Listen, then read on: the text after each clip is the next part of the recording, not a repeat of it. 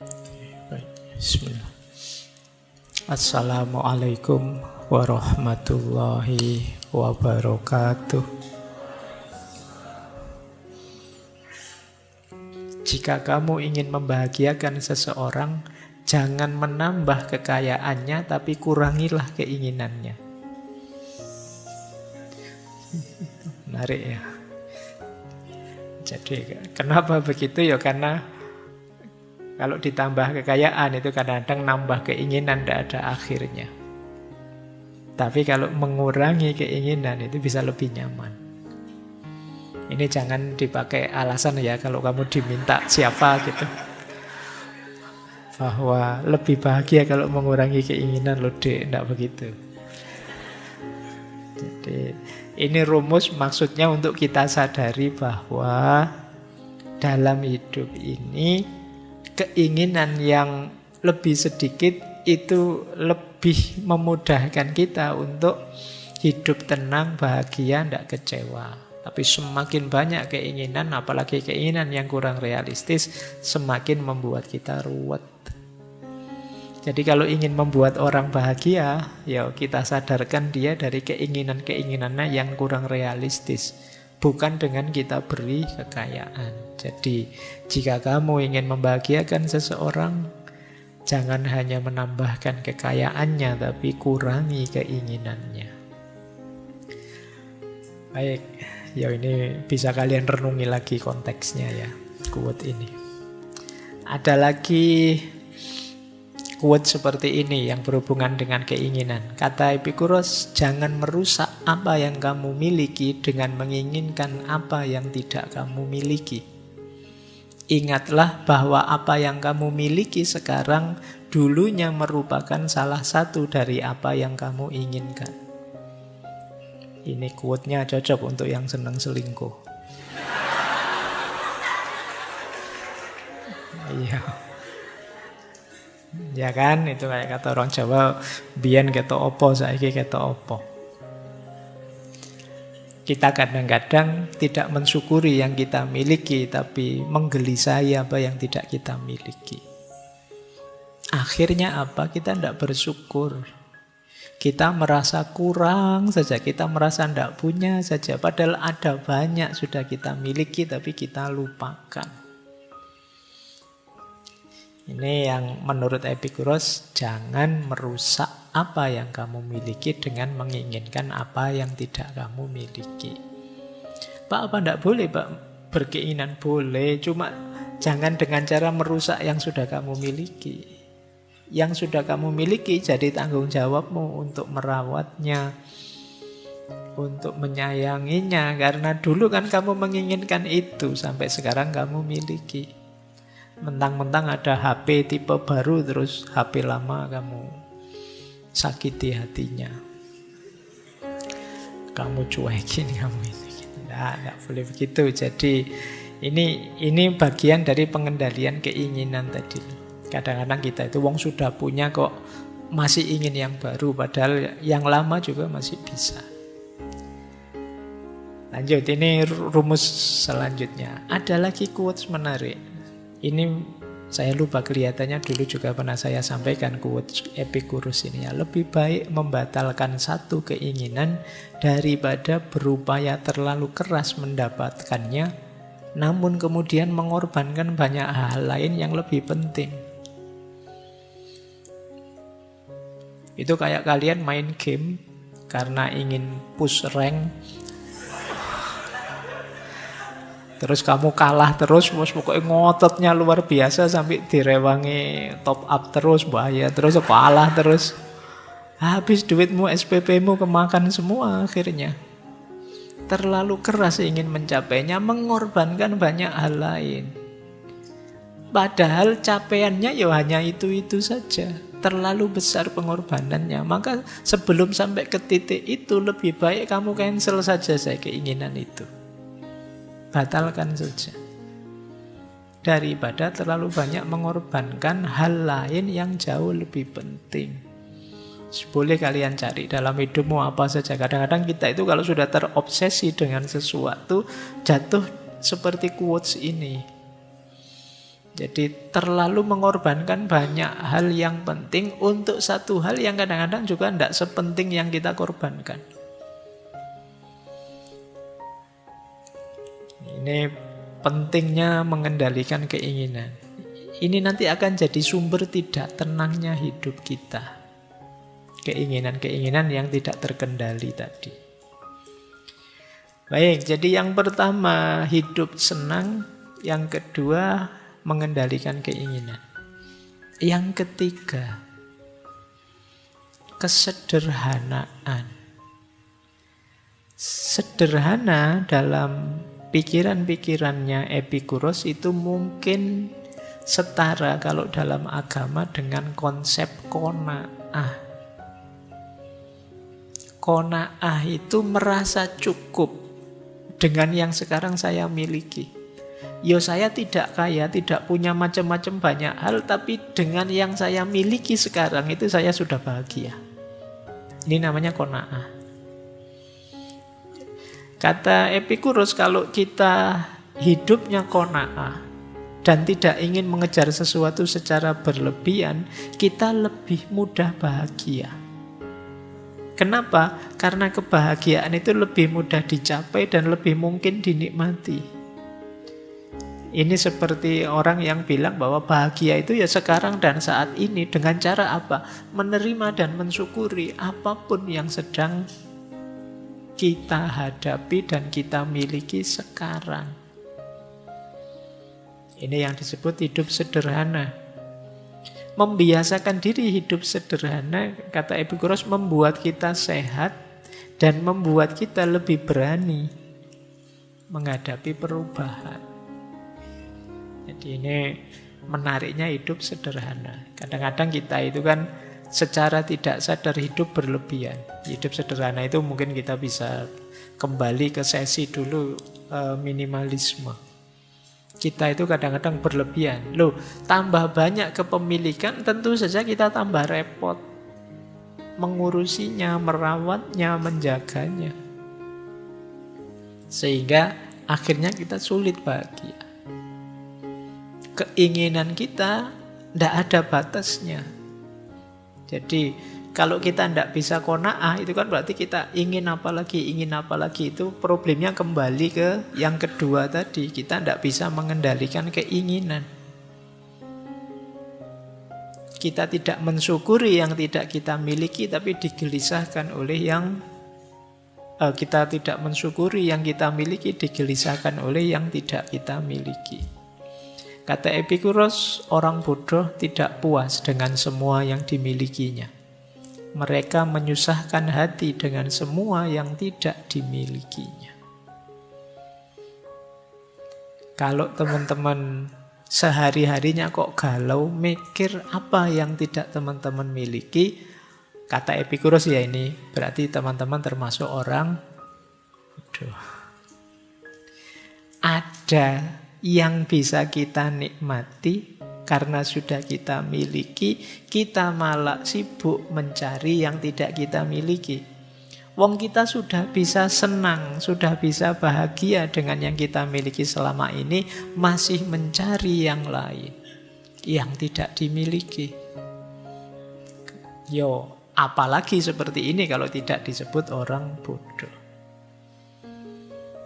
Dilanjutkan oleh Epikuros, tidak mungkin ada kecukupan bagi orang yang menganggap cukup itu kurang.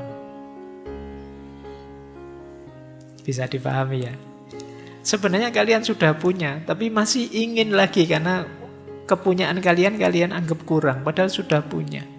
Sudah ada, tapi kalian masih ingin ya. Kalau mentalmu seperti ini, ya tidak akan pernah ada kata cukup. Kalian sudah punya baju 20 di lemari. Itu pun tiap kali buka lemari, pakai baju apa ya? Saya tidak punya baju.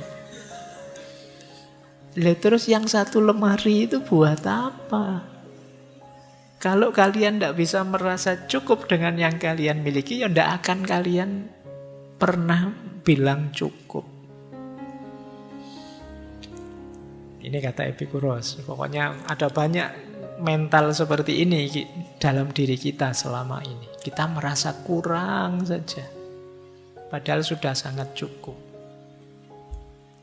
Kata Epikuros lagi, kekayaan yang dibutuhkan oleh alam terbatas dan mudah diperoleh. Tapi kekayaan yang dibutuhkan oleh keinginan yang sia-sia meluas, tak terbatas.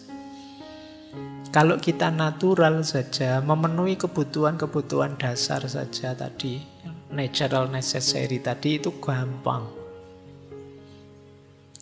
Kan orang sering nyindir kita, alah ayam saja bisa makan meskipun dia tidak mikir macam-macam, berangkat dapat makan terus pulang dapat makan. Binatang saja bisa begitu, kok ada manusia yang sampai tidak bisa makan? Kenapa bisa begitu? Karena manusia tidak natural necessary tadi, keinginannya macam-macam. Kalau kayak binatang yang fokus natural necessary saja, yang dia inginkan basic dalam hidupnya pasti dapat. Sebenarnya kita juga pasti dapat kalau kita bisa mengklasifikasi kebutuhan kita. Baru ngelamar kerja itu pun sudah mikir pokoknya tahun depan seharus sudah beli mobil, beli rumah, sudah menikah, sudah. Ya kamu stres sendiri. Pada akhirnya, kenapa? Keinginanmu tidak terkendali. Jadi padahal kalau kita yang alami saja, yang natural saja mudah. Yang sulit itu melayani keinginan kita. Perut kita itu tidak cerewet. Kalian isi nasi angkringan atau restoran mewah, dia terima kok. Apa dia pernah protes, ini angkringan balik wae, kan tidak begitu. Dia bisa, kita beri apa saja. Selera kita yang sering nawar, keinginan kita yang sering protes. Jadi ini sindirannya Epikuros buat kita ya. Lanjut. Kata Epikuros, bukan kekurangan sebenarnya yang menyakitkan, tapi menanggung rasa iri yang timbul dari keinginan yang sia-sia. Kenapa harus diawali rasa iri? Ya karena biasanya keinginan kita jadi unnatural, tidak alami, juga unnecessary ketika kita melihat orang lain, membandingkan diri kita dengan orang lain. Sebenarnya yang kita miliki itu sudah cukup, tapi kita merasa kurang karena melihat orang lain. Padahal orang lain itu bukan kita. Mungkin standar mereka beda dengan standar kita, tapi karena kita melihat orang lain terus timbul rasa iri. Yang semurah cukup kita anggap kurang. Akhirnya kita merasa tersakiti oleh itu. Kalian merasa jadi orang yang lemah, jadi orang yang malang, jadi orang yang tidak punya apa-apa. Padahal tanpa kalian bandingkan dengan orang lain, sebenarnya kalian kan sudah bisa hidup nyaman dengan yang kalian miliki saat ini. Jadi, apa tidak boleh Pak? Kita kaya, ya boleh saja. Cuma, kalau belum kaya, jangan membanding dengan orang lain yang menimbulkan rasa iri. Itu akan membuat kita sakit dan tidak mensyukuri yang kita miliki. Ini rumus ya, ini untuk agar kita bisa mengendalikan keinginan kita dan menerima apa yang sudah kita punya sekarang. Ini sumbernya ketenangan hidup. Karena temanya malam hari ini kan caranya hidup tenang. Lanjut, cara yang keempat. Kata Epikuros, ya untuk hidup tenang adalah mari hidup dengan tanpa kecemasan. Yang biasanya kecemasan itu sumbernya pikiran kita. Kata Epikuros, manusia telah lama tertindas oleh rasa takut yang membabi buta. Takut apa saja. Nanti beliau banyak membahas tentang takut kematian. Kata Epikuros, lebih baik bagimu bebas dari rasa takut dengan berbaring di atas dipan.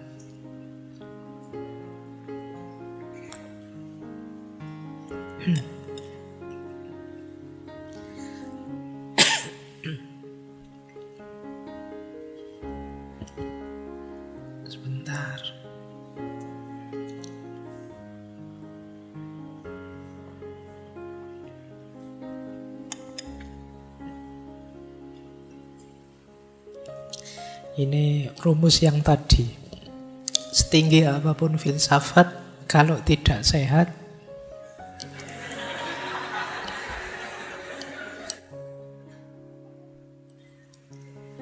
tidak ada gunanya.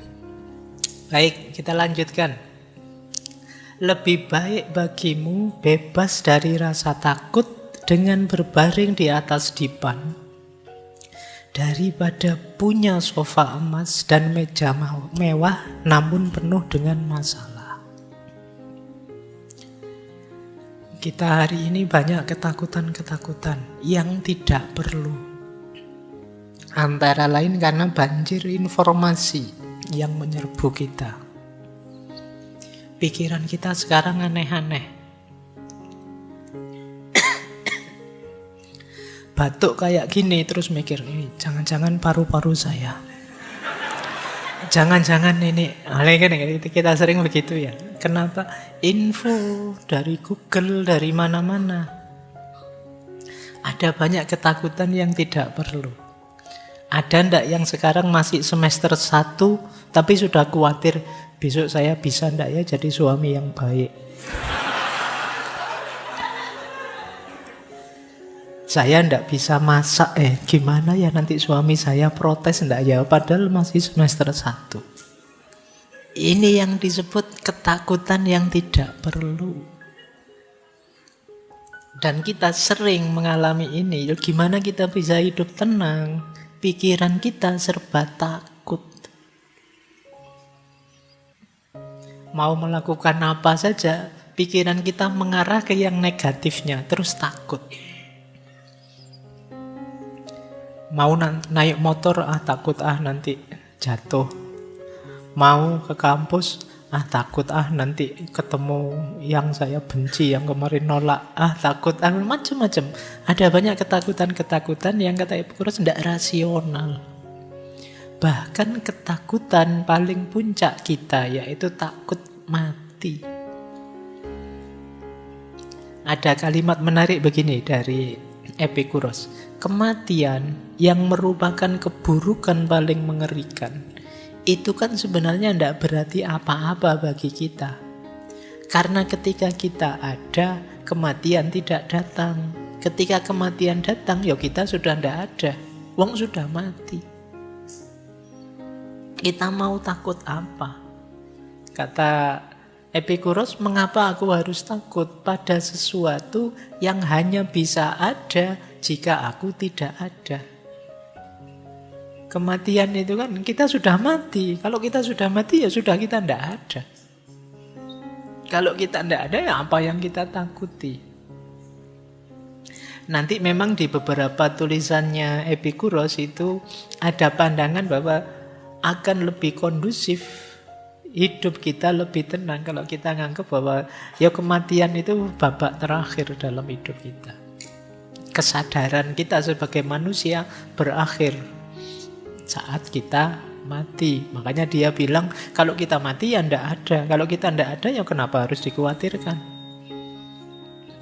Ada quotes yang menarik begini dari beliau. Aku tidak ada, aku ada, terus aku tidak ada, dan terakhir aku ndak peduli. Jadi ini lebih menenangkan. Aku tidak ada, ya dulu kan kita ndak ada. Terus lahir ke bumi, terus nanti kita mati. Dan kita mikir proses ini sampai puyeng. Harusnya akhirnya apa? Aku ndak peduli. Sudahlah, yuk menikmati hidup saja. Kalau memang waktunya mati datang, ya mati sajalah. Ndak apa-apa, memang sudah waktunya. Jadi ini kan kepastian yang ndak bisa kita elakkan. Ya sudah, kalau kita pas ngalami itu kan juga kita sudah mati. Jadi kalau ada yang bilang mati itu menyakitkan loh Pak. Loh, yang menyakitkan sebelum matinya. Kalau kita sudah mati ya selesai, tidak bisa merasakan apa-apa lagi, kata Epikuros.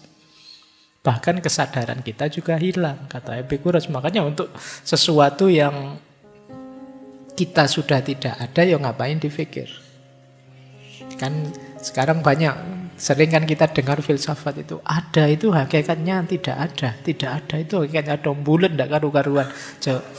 Jadi kata Epikuros, sudahlah, aku tidak peduli sekarepmu. Yang lebih penting ayo hidup tenang, ayo hidup bahagia, ayo hidup senang saja. Karena kesempatan untuk mensyukuri hidup, mencari kesenangan dalam hidup tidak terulang 2 kali. Ini maka jika aku tidak ada, terus aku ada, terus aku tidak ada, gimana tidak apa-apa, aku tidak peduli. Ini quotes dari Epicurus. Jadi maksudnya apa kata aku tidak peduli itu? Jangan terlalu dipikir. Seringkali kita hidup karena kecemasan-kecemasan yang tidak perlu. Ya kalau dipikir negatifnya saja, kalian bisa tidak ngapa-ngapain. Mau belajar filsafat nanti, wah jangan-jangan nanti sesat ya Pak. Ya wis. Gimana mau bisa sesat, wong paham saja tidak. Tenang saja, tidak apa-apa, aman. Jadi kita pikirannya negatif terus. Mau ke masjid saja kamu, wah nanti di masjid bisa masuk enggak ya? Jangan-jangan saya dilarang masuk ini. Saya auranya kan agak aura orang-orang tidak pernah sholat misalnya. Kalau pikiranmu itu aneh-aneh. Jadi kita sering sekali mikir terlalu jauh yang aneh-aneh tadi. Jadi ketakutan yang tidak ada alasannya. Baik, ya tentu saja akhirnya hidup kita tidak tenang. Ayo kita tenang, kita tepis semua ketakutan-ketakutan kita. Biar hidup tenang. Ya memang hidup itu ada kesulitan, ada kegagalan, ada masalah, ada hal-hal yang tidak kita senangi. Tapi itu natural saja, alami saja. Tidak mungkin hidup kita positif, terus kadang-kadang juga negatif. Kita takuti atau tidak kita takuti, seperti itu polanya orang hidup. Oke, kita lanjutkan. Nah, ini termasuk yang beliau senangi, persahabatan. Sampai murid-muridnya pun dipanggil sahabat. Kata beliau, dari semua hal yang diperoleh kebijaksanaan untuk menghasilkan kebahagiaan hidup yang utuh, yang terbesar adalah kepemilikan persahabatan. Beliau bahkan menyebut antara perkawinan dan persahabatan itu lebih tinggi levelnya persahabatan. Persahabatan itu tingkat tulusnya lebih tinggi. Orang lebih cenderung mau berkorban, ikhlas untuk sahabatnya. Kalau dengan pasangan suami istri kadang-kadang masih ada pamrih-pamrihnya, masih ada harapan-harapan tertentu yang kalau tidak terpenuhi terus jadi masalah. Tapi kalau dengan sahabat tidak, dengan teman tidak. Kita kalau sama teman, kata Epicurus, mereka datang dan kita ngobrol ngalur ngidul bareng-bareng saja, itu sudah membahagiakan. Tanpa harus mereka membawa apa atau mereka menguntungkan kita apa, enggak. Maka kata beliau, sahabat itu posisinya lebih tinggi, termasuk dibandingkan ikatan pernikahan. Jadi tidak masalah kalau kalian nembak ditolak terus jawabannya kita sahabat saja ya. Ya. Itu berarti ingin level yang lebih tinggi.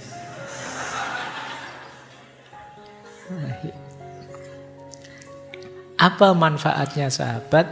Anda tidak akan mengembangkan keberanian dengan menjadi bahagia dalam hubungan Anda setiap hari. Anda akan mengembangkannya dengan bertahan hidup dalam masa-masa sulit dan menghadapi kesulitan. Jadi bersama-sama dengan sahabat, bareng-bareng kita menempa diri.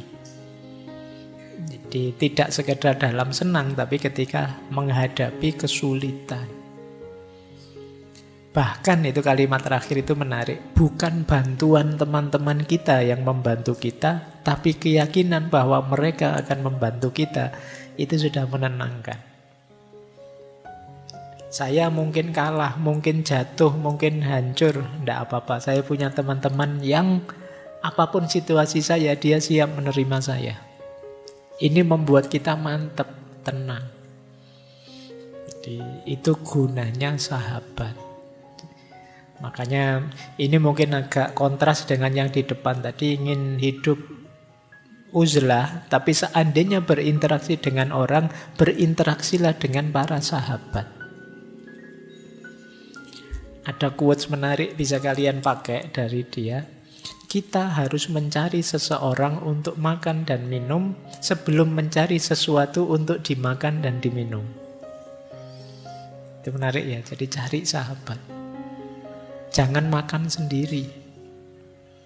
Ya ajaklah teman. Kata Epicurus, makan dan minum tanpa teman itu sama saja dengan melahap seperti singa dan serigala. Singa dan serigala itu kan kalau makan ya kan tidak mikir ajak-ajak teman. Beda dengan binatang tertentu yang kalau makan bareng-bareng. Nah, ini quotes untuk para sahabat. Kalian jangan tenang saja kalau makan ada sahabatmu ya diajak makan. Siapa tahu dia bisa nraktir kita. Lumayan. Jadi kalau dalam Islam itu kan ada cerita Nabi Ibrahim itu ya, yang beliau tidak pernah. Nabi Ibrahim itu makan sendirian. Kalau beliau mau makan kok pas sendirian, dia akan keluar rumah nyari orang yang bisa diajak makan bareng. Ini manfaatnya besar kalau kata Epicurus. Karena sahabat dan teman inilah yang nanti membackup kita, mendukung kita, siap menerima kita apapun kondisi kita. Ya cirinya sahabat itu sebenarnya ya tidak perlu diperintah begitu, ya otomatis sudah. Kalau sama teman kok lagi nongkrong pengen makan kan ayo makan. Ada ndak di sini yang lagi ngobrol-ngobrol pengen makan terus nyari-nyari alasan sebentar ya saya ada urusan terus pergi makan sendiri. Berarti belum sahabat. Kalau sahabat itu mesti ngajak makan. Nah ini nanti setelah ini paling kalian waspada itu kalau ada temennya tiba-tiba bilang kamu sahabatku kan gitu. Nah, ya. Itu alamat itu sebentar lagi. Oke, ya paling sebentar lagi 100-100 ada kan ya itu. Baik. Oke, jadi persahabatan jadi kunci tenangnya hidup. Ketika kita sadar bahwa apapun yang terjadi akan ada orang yang mendukung kita, kita akan merasa nyaman. Hidup rasanya lebih tenang. Karena kalau kita merasa sendirian itu juga kita insecure juga. Kalau nanti ngalami hal tertentu tidak ada yang mendukung, ya tidak ada yang menghibur, tidak ada yang membantu mencari solusi, juga hidup ini rasanya pahit. Kita lanjutkan. Nah, tadi yang kelima, ini sekarang yang keenam. Yang natural saja dalam hidup, jangan terdistraksi oleh kerumunan-kerumunan. Kata Epicurus, saya tidak pernah ingin menuruti kemauan orang banyak. Kenapa? Karena apa yang saya tahu mereka tidak setuju. Dan apa yang mereka setuju saya tidak tahu.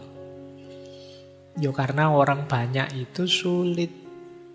Kalau kita ingin menuruti orang banyak, yang satu bilang A, kita mau ke A, nanti yang lain bilang B. Ini kayak kemarin kita di herd mentality. Jadi mari kita penuhi saja keinginan kita. Yo mungkin sambil didukung, sambil bekerja sama dengan para sahabat kita tadi. Tanpa harus kemudian kita berpretensi untuk menuruti kemauannya semua orang. Karena itu tidak mungkin. Teman-teman akan kelelahan kalau tiap hari gaya hidupmu adalah jangan sampai ada orang ngeritik saya. Atau saya harus memuaskan semua orang. Karena ini sesuatu yang tidak mungkin. Itu kan kayak dulu loh waktu kita ada di sesinya Nasruddin itu loh. Yang dia sama anaknya naik keledai. Itu kan terus jadi pontang-ponting dia karena mendengarkan orang yang suaranya beda-beda. Waktu dia keluar rumah, Nasruddin di atas keledai, anaknya di bawah. Terus orang komentar, Orang tua kok ndak tahu diri, anaknya disuruh jalan, dia enak-enakan naik keledai. Bingung dia. Terus anaknya yang disuruh naik. Orang ganti komentar, anak durhaka. Dia di atas keledai, orang tuanya dibiarkan jalan. Itu bingung. Nanti akhirnya sudahlah nak, kita naiki berdua saja. Orang komentar, keledai sekecil itu kok dinaiki berdua. Ndak mikir apa ya? Susah lagi. Akhirnya dua-duanya turun. Dituntun saja nak keledainya. Orang juga komen, bawa keledai kok ya dua-duanya jalan kaki, kok bodoh banget. Susah. Akhirnya sudahlah nak, ayo keledainya digotong aja berdua. Itu kalau kalian mendengarkan komentarnya orang. Hari ini kan kita sering digelisahkan itu. Kalian mungkin posting apa, terus orang komentar aneh-aneh banyak sekali. Ada saatnya terserahlah orang mau komen apa, yang penting menurut saya ini baik. Karena kadang yang komen juga iseng saja kok. Ngapain kita ambil hati sedalam itu? Nah, bagian dari ketenangan hidup adalah kita menyadari momen ini. Jadi biasa saja, natural saja, jangan terdistraksi oleh kerumunan.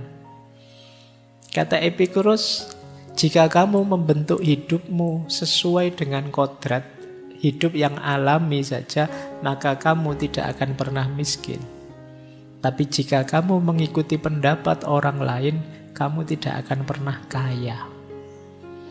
Karena kamu akan kerepotan sekali melayani mereka semua.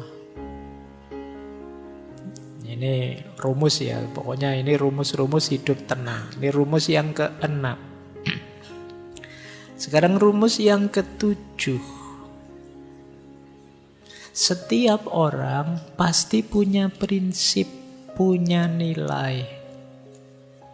Maka di antara sumber tenangnya hidup adalah kita mampu menegakkan nilai-nilai atau prinsip-prinsip hidup kita. Kok kita punya idealisme dan belum mampu menegakkannya, itu hidup kita belum tenang. Orang tenang itu kalau ada nilai ya mampu menjalankannya. Kayak kalian misalnya yang muslim ya meyakini sholat itu wajib. Maka ketika kalian bisa menjalankan sholat sudah tenang. Kalau belum mampu menjalankan sholat, kalian masih gelisah.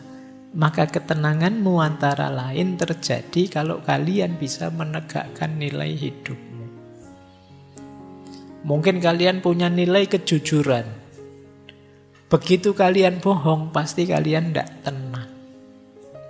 Karena nabrak dengan nilai yang kalian yakini. Jadi ketenangan itu akan lahir sesuai dengan kesungguhan kita menegakkan nilai. Makanya ini tadi yang quote sempat kita kutip itu loh. Tidak mungkin hidup senang tanpa bijaksana, baik, dan adil. Dan tidak mungkin hidup bijaksana, baik, dan adil tanpa hidup yang senang. Jadi kesenangan, ketenangan itu bersyarat penegakan prinsip dan nilai. Beliau juga punya quotes begini, kesenangan itu tidak jahat. Tapi cara menghasilkan sebagian kesenangan itu ada yang mengakibatkan masalah yang besarnya berlipat-lipat daripada kesenangan yang diperoleh. Jadi wajar saja orang mengejar kesenangan, tapi kalau kita mengejar kesenangan itu dengan mengabaikan nilai, prinsip yang kita yakini, disitulah maunya kita kesenangan, tapi jatuhnya bisa kebalikannya. Keinginan kita, ayo kita penuhi, tapi tetap tidak mengabaikan nilai. Karena kalau kita mengabaikannya, kita mungkin tidak ketemu dengan kesenangan, malah ketemu dengan masalah.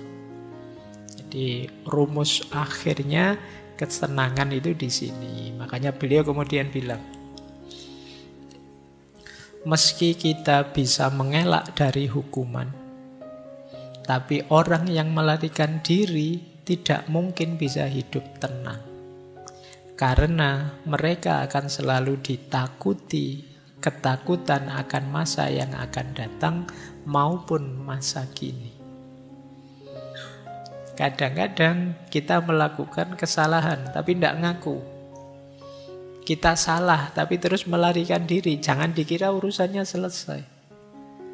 Kita sedang mempertaruhkan ketenangan hidup. Mungkin saja seluruh Indonesia tidak tahu. Tidak ada yang tahu selain para malaikat dan Allah saja. Tapi kalian juga tahu yang melakukannya. Dan itu akan jadi ganjalan bagi ketenangan hidupmu.